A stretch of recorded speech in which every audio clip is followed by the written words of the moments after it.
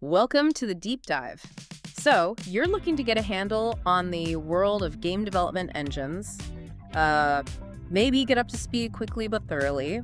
We've pulled together some really interesting stuff for you today. Yeah, we have. We're going to explore the major players in this space. We've looked at articles on Unity and Unreal Engine, naturally. And also the Wikipedia entry on the Frostbite engine, which is fascinating. And even checked out a Reddit thread, seeing what people are saying about CryEngine right now. Exactly.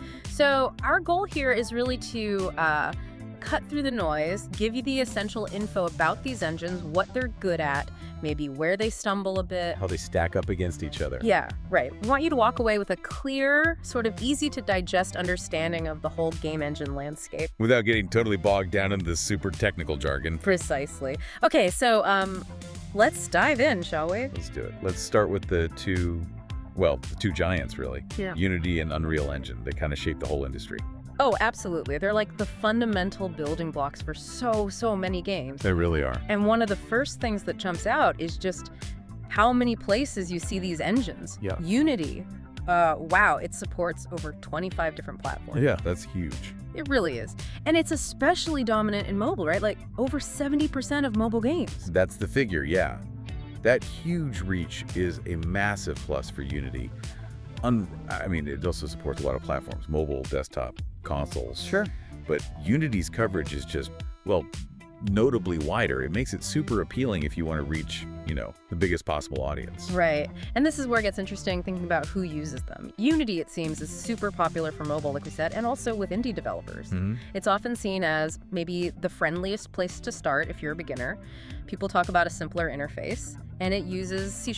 That's right. And Unreal Engine, it started out powering those big, graphically intense PC shooters. Yeah, early FPS games. Exactly.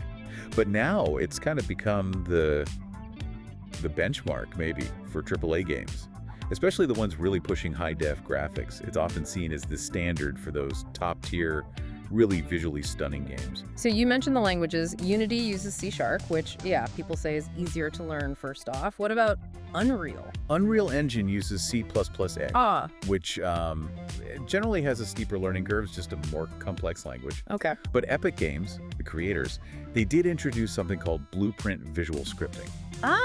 Blueprint, right. Yeah, think of it like a more visual way to build game logic. Yeah. You can get started without writing, lines and lines of C++ code straight away. It makes it a bit more accessible. That makes sense. And both engines have their own stores for assets, don't they? The Unity Asset Store and the Unreal Engine Marketplace. Oh, yeah, absolutely. That must be a huge time saver for developers. Definitely. These marketplaces are like treasure troves, right? 2D art, 3D models, sounds, even bits of code. Speeds things up a lot for both Unity and Unreal users. For sure. Okay, let's talk performance. How the games actually run. That's a big deal. Yeah, huge deal for devs and players. Generally speaking, Unreal Engine is considered to deliver higher performance, especially when you're dealing with really heavy assets, complex environments, that kind of thing. Okay. The engine is sort of built to really leverage powerful hardware for that high visual fidelity. And Unity on the performance side. Unity is often described as having, maybe lower performance compared to other more highly specialized engines. You can absolutely make gorgeous games with it. Oh, for sure. But developers aiming for that absolute bleeding edge in graphics and performance, they might lean more towards Unreal. That tracks. What about just using them day to day? Ease of use, we touched on coding, but the interfaces themselves. The general consensus seems to be that Unity is easier to pick up, especially for beginners. Its interface is often called more intuitive, and C# helps there too. Unreal Engine, while incredibly powerful, is known for having a quite complex interface and a steeper learning curve. Yeah. It just takes more time to master. And for the visuals, the effects, rendering, animation, making things look amazing. Yeah, in those areas, Unreal Engine is generally seen as the leader. It gets high marks for the quality of its visual effects, its rendering speed and quality, and the animation tools are very sophisticated. So for those really immersive, realistic looks, Unreal is often the choice. It's definitely a go-to for that, yeah. What about working in teams? Collaboration is key in game dev. Does one engine help more there? That's an interesting point. Unity's larger market share might give it a bit of an edge. How so? Just a bigger user base potentially means a larger pool of developers who already know the engine. easier to find collaborators, perhaps. Okay. Let's talk money. The pricing models, how do they work? Okay, so Unity has a free tier if you're making under, I think it's $100,000 a year in revenue. Right, for smaller teams or individuals. Exactly. Then they have subscription pro versions for bigger studios. Unreal Engine is free to use initially. But there's a catch. Well, sort of. They take a 5% royalty, but only on sales over $1 million. So, for very successful games. Okay, that's a high threshold. It is.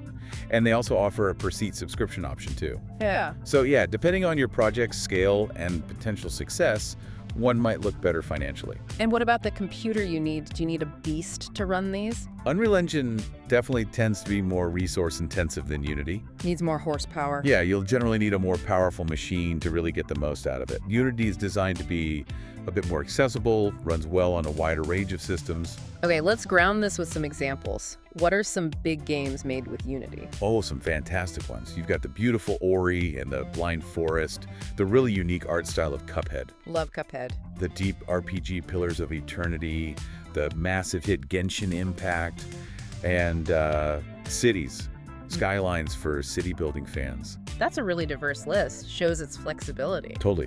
And remember, Unity's used beyond gaming too, filmmaking, architecture. Right. Okay, and the big hitters using Unreal Engine.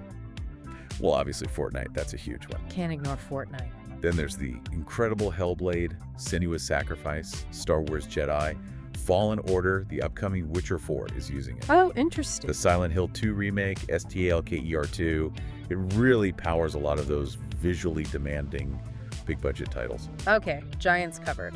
Let's switch gears now. Frostbite Engine. This is EA's thing, right? Developed by Dicey for Battlefield initially. Exactly. Frostbite started with Battlefield, but EA expanded its use across a whole bunch of their games and genres. It's their internal powerhouse. It runs across a lot of systems, too. Yeah, designed for broad cross-platform use. Yeah. Old consoles, current gen like PS5 and Xbox Series XS, even cloud stuff like Stadia back when that was a thing. Our source, Wikipedia here, gives a bit of a history. How did it evolve? It's pretty cool to track. So Frostbite 1 back in 2008, that brought in things like HDR audio and their first go at destruction physics in Battlefield. Bad company. Blowing stuff up. Exactly. The 1.5 took that further. You could demolish whole buildings in Bad Company 2. It also showed up in Medal of Honor multiplayer, its first non-Battlefield use. And Frostbite 2 was a bigger leap. Yeah, Frostbite 2, around 2011-2013, that added more advanced rendering, better lighting, even more detailed destruction where, like, debris could actually hurt you. Oh, wow. Suppressive fire mechanics, disabling vehicles. That was in Battlefield 3. And, interestingly, Need for Speed, The Run, a racing game. Huh. Okay. And Frostbite 3 seems like the long runner. It really was. Frostbite 3, starting 2013, pushed dynamic environments even more. Remember Levolution in Battlefield 4? Vaguely, yeah. Big map changes. Yeah, like destroying a dam and flooding the map, stuff like that.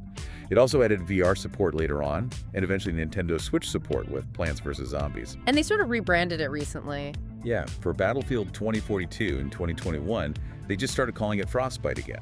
It was an updated version, apparently 18 months in the making. What really caught my eye was its move into EA Sports. That wasn't always Frostbite, was it? No, that's right. They used to use an engine called Ignite.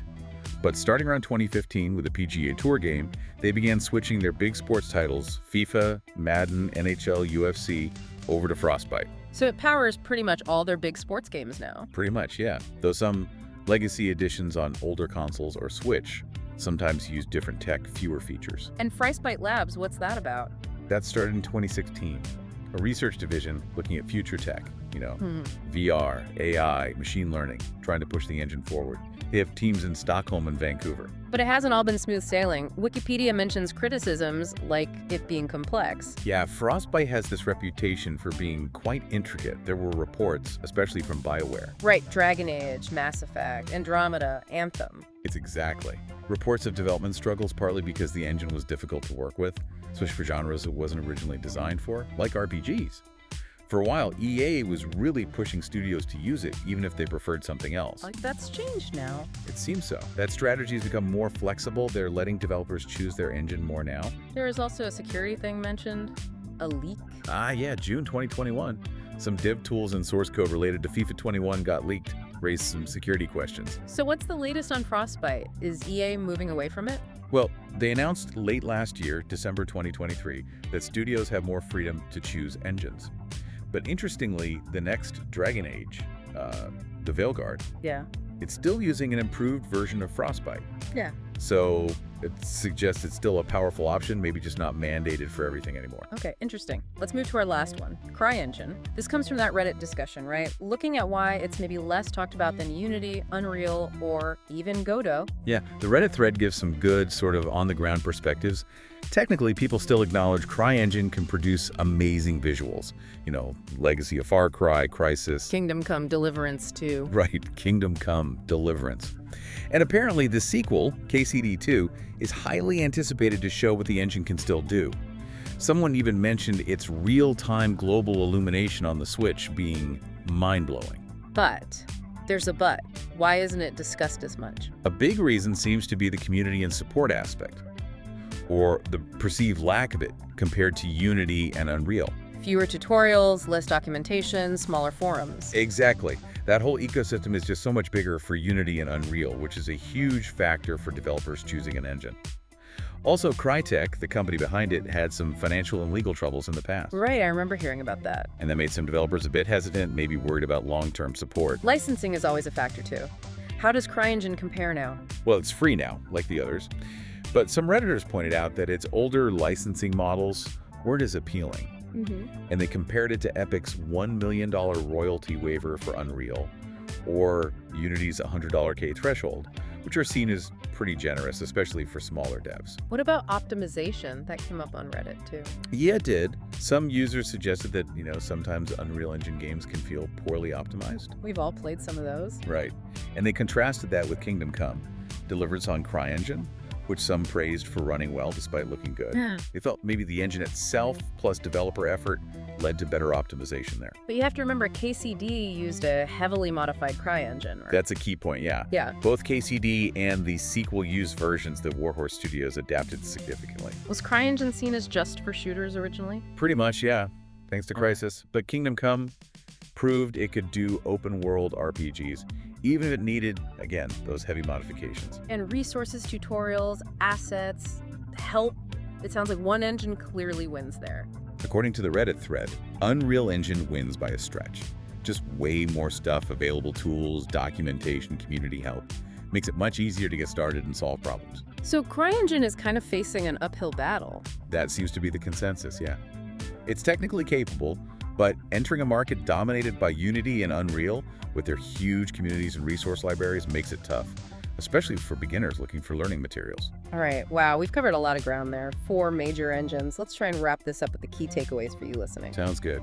So, Unity, think ease of entry, massive platform support, especially strong on mobile. Right. Unreal Engine, the go-to for that top-tier, high-fidelity, visual punch and demanding AAA games. Needs beefier hardware, steeper learning curve, maybe. Exactly. Frostbite. EA's powerful but historically proprietary engine. Drives lots of their big games, but known for complexity, though that might be changing a bit now. And CryEngine. Technically strong, produced some stunners, but faces challenges with community support, resources, and market share compared to the big two. That sums it up pretty well. So what does this all mean for you as you think about this constantly changing world of game development and how powerful these tools are becoming? Here's something to chew on. What's next? Could some new innovation come along and really shake up the dominance of Unity and Unreal? Or is it just going to be about specialization, ease of use? Will those continue to be the deciding factors for developers? That's a great question. The landscape is always shifting. It definitely is. Something to think about as you explore this field further. Thanks for joining us on this deep dive.